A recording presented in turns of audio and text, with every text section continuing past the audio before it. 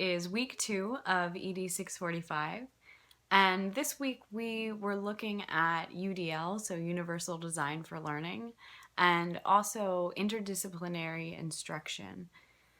The interdisciplinary instruction video that we watched was really interesting because there were 2 co-teachers that were working on teaching science and social studies together, and it was a really interesting video from Teaching Channel that showed how important it is to bring subjects together that are typically not taught together to give students kind of a better general sense of where the concepts apply in the real world. It was also a great example of co-teaching and what makes co-teaching work and what doesn't.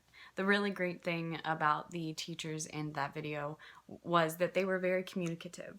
They spent time planning together. They actually had a planning time where they could work and talk about who was going to take the lead on what and where their different expertise would come into play.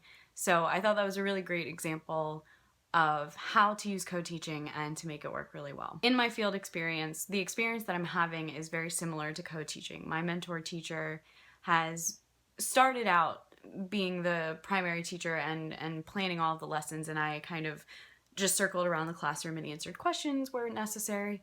But as the semester has gone on, I've had the opportunity to create assignments and develop lessons and lead the class in discussions and help with labs and preparation. And so it's becoming more and more a co-teaching situation. This is also happening a lot more because I am starting to write these lessons, and we're developing them for ED 645, but eventually I'll be using them in the class. And my mentor teacher has been a very excellent teacher to get that co-teaching experience with because she's very open. One of the really great things about this experience is that she's been very communicative with me, saying, this is my plan for the next couple days, this is what I want to focus on, do you have any thoughts?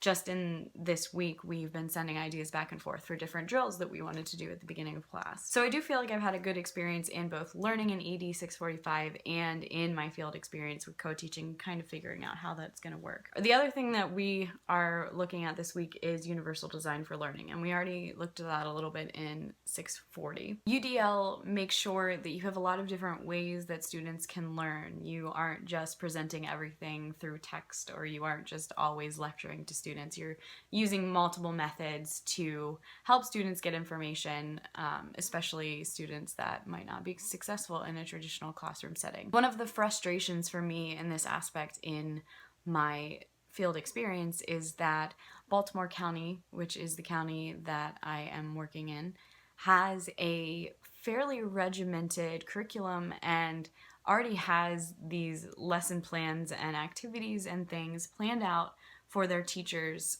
especially in biology. I'm not sure how it works in the other classrooms, but that's given to the teachers and they have this thing to follow in these activities. And they are able to move things around, but a lot of the teachers kind of stick to this because the different teachers that are teaching the same class can kind of help each other out and figure things out if they're all working from the same set of activities.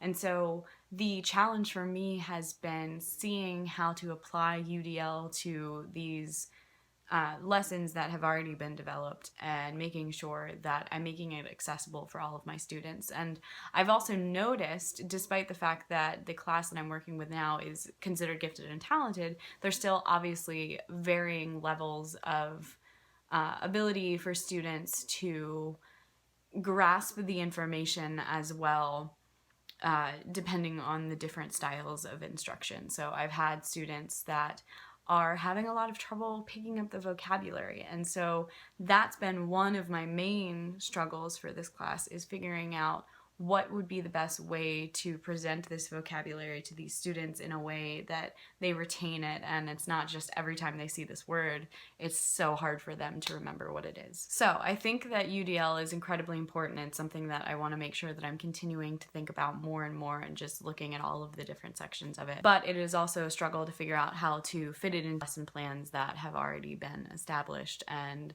that my teacher is already using. While co-teaching has been really awesome in a lot of different ways, it's also sometimes difficult to figure out how to add things in when Particularly in this case, I have a mentor teacher who is already used to doing things a certain way. Overall, this was a really great week. I've learned a lot of things, as I do every week in class.